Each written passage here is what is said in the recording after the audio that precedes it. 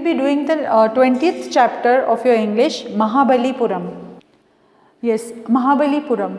Mahabalipuram, known widely as Mahabalipuram, was a port city of the ancient Pallava kingdom based on Kanchipuram. A stroll around the world heritage listed temples and carvings via imagination, especially of Dr. Chitra Madhavan, a well-known historian and a researcher who has written many books on the monuments and temples of South India, takes us through some of these astounding structures created and built in the 7th and 8th century. Mahabalipuram के जो carvings हैं, जो beautiful temples हैं, वो अपने हैं 7th और 8th century के, जो वहाँ पर आपको साउथ में मिलेंगे और they are very beautiful.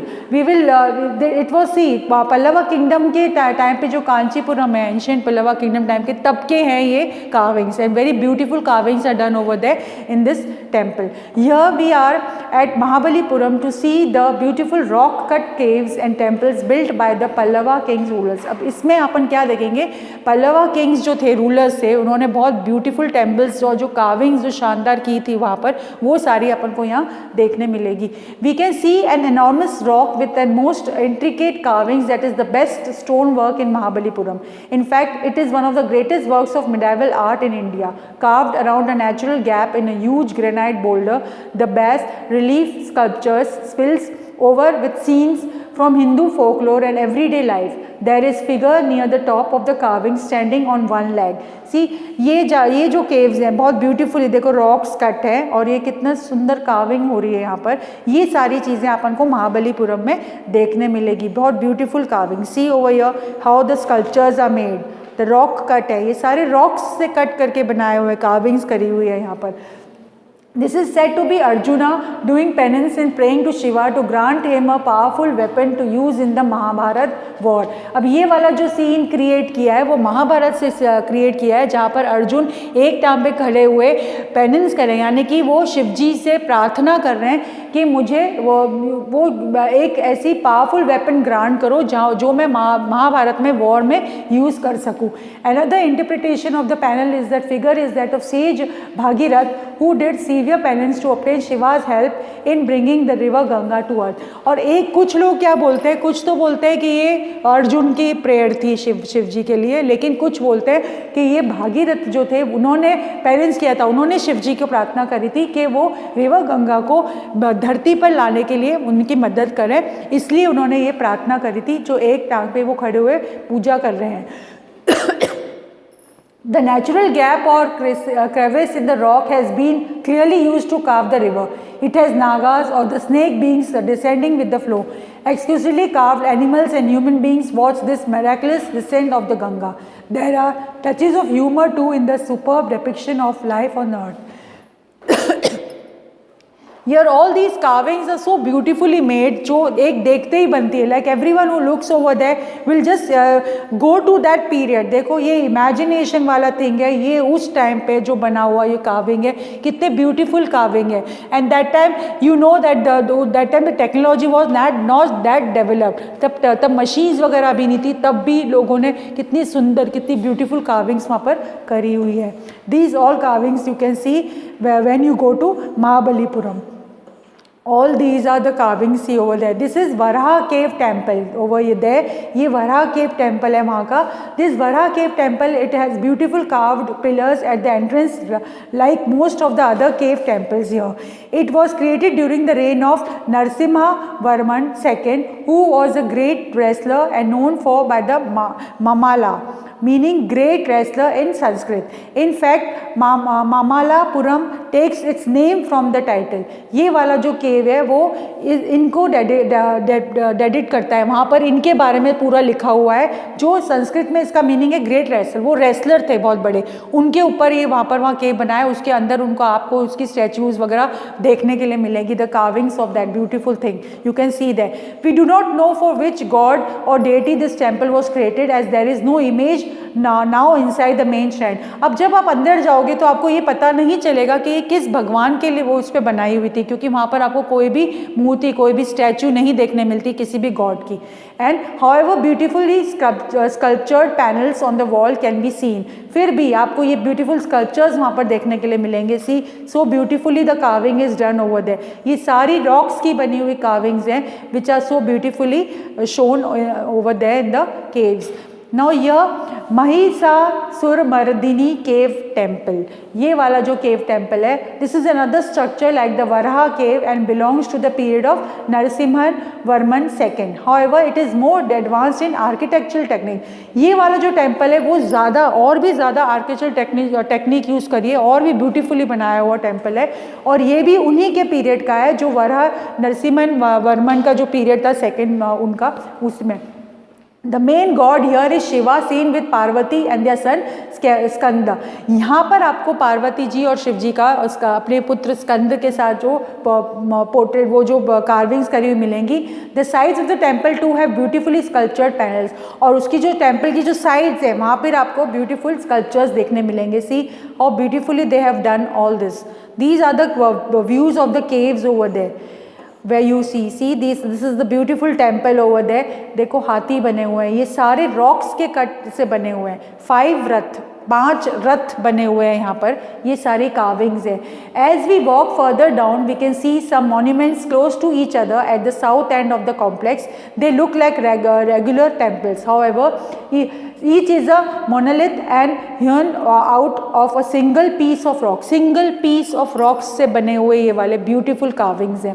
The famous ones are called the 5 Rath, or as the local tradition has it, the Panch Pandava Rath। पंच पांडवा रथ भी बोलते हैं इनको क्योंकि ये 5 रथ हैं, because they have the shape of rath or carriages। However, historically they have no connection with the Pandava brothers। Pandava brothers से कोई connection नहीं है, बट 5 रथ हैं इसलिए उसका नाम इस तरह से दिया गया है। Maybe they are so called because there are 5 of them and each is of a different shape and size. The life size stone elephant beside the 5th temple is one of the most perfectly sculpted elephant in India. Strangely enough, none of the monoliths have been completed, and so far there has been no evidence to indicate why the work on these monuments are stopped abruptly। अब ये वाली चीज़ें देखो, ये बनी हुई है, जो ये ब्यूटीफुल जो एलिफेंट बना था स्टोन का, इतना लाइफ साइज एलिफेंट, वो भी आपको एक ही दिखने मिलेगा ऐसा इंडिया में। ऐसा कोई एलिफेंट बना हुआ रॉक का आपको अब नहीं देखने मिलेगा।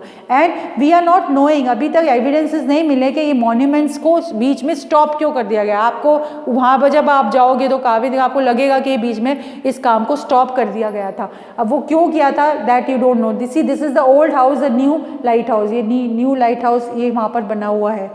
And now this old lighthouse, the monument has known as the old lighthouse, is situated atop the rock next to the new lighthouse। New light house के पास में ये ओल्ड वाला लाइट हाउस अभी बना हुआ है। During the 8th century it was a Pallava temple। At some point of time this temple was damaged, and during the British rule in India it was used as a lighthouse to guide ships that were near the coast। अब ये वाला जो Pallava time का temple था, ये जो एक time पे डिस्ट्रॉय हुआ गया, और जब ब्रिटिश का रूल था ना, उस टाइम पे इसको as a lighthouse use करा गया शिप्स को सिग्नल देने के लिए।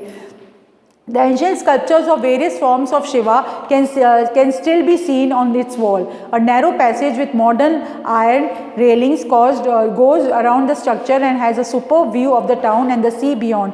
यहाँ से आपको बहुत सुंदर सा व्यू देखने मिलता है। जो लाइट हाउस के ऊपर अगर आप जाओगे तो वहाँ से आपको अच्छा सा एक व्यू देखने मिलेगा। The shore temple, we are now at the beach and the shore temple. Beach पे जो है, बीच को शोर भी बोलते हैं, वहाँ पर एक टेम्पल बना हुआ है, situated on the sands of Bay of Bengal. The shore temple stands like a magnificent sentinel overlooking the sea।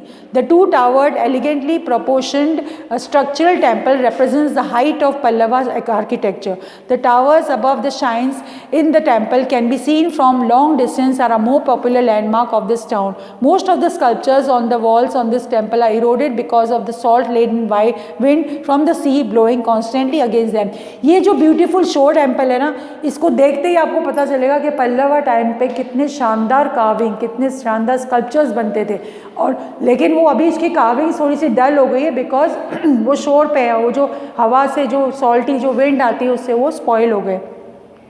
Interestingly, the first Europeans who traveled this way called this the town of 7 pagodas, though we see the one temple now. वहाँ पर 7 pagodas कहते थे Europeans, first Europeans, but उसमें अपन अभी एक ही देखने को मिलता है. Local people have always said that the 6 other temples stood beside the shore temple on the rock-strewn beaches at Mahabalipuram.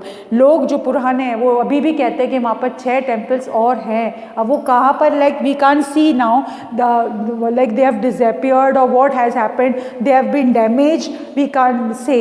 See, these are the temples, see how beautifully they have carved all these things. You can see that. Now here see one thing they are talking about. The fishermen have often reported seeing stone structures glinting in the waters. We must always remember that the Coromandel coast is prone to violent cyclones that have destroyed towns and even a railway bridge in recent memory. Coromandel coast पे जो cyclones आते हैं उससे बहुत सारी चीज़ें damage हो गई हैं. तो हो सकता है वो जो ये लोग बोल रहे हैं लोकल पीपल के शाइन्स थे वो हो सकता है डिस्ट्रॉय हो गए हो साइक्लोन्स की वजह से, because even the new railway bridges और ये सब रिसेंट मेमोरी में अपन के सब कुछ उधर डिस्ट्रॉय हो गया है. So maybe there are other temples buried in the sand of Mahabalipuram. इसीलिए अपन कह सकते हैं कि महाबलीपुरम के बहुत सारे टेम्पल्स अभी जो रेत है वहाँ पर जो कोस्ट की उसके अंदर दबे हुए हैं. When the tsunami struck in 2004, the sea drew back about half a kilometer. People watching from the shore saw a row of large rocks jutting out of the sand just before the waves rushed back again.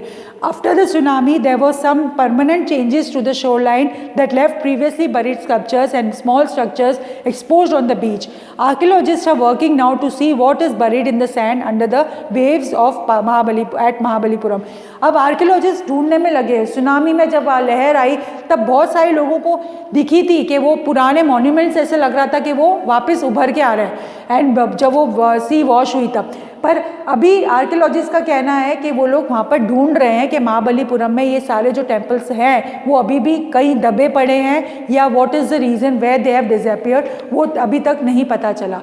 So this was the story of Mahabalipuram. Thank you.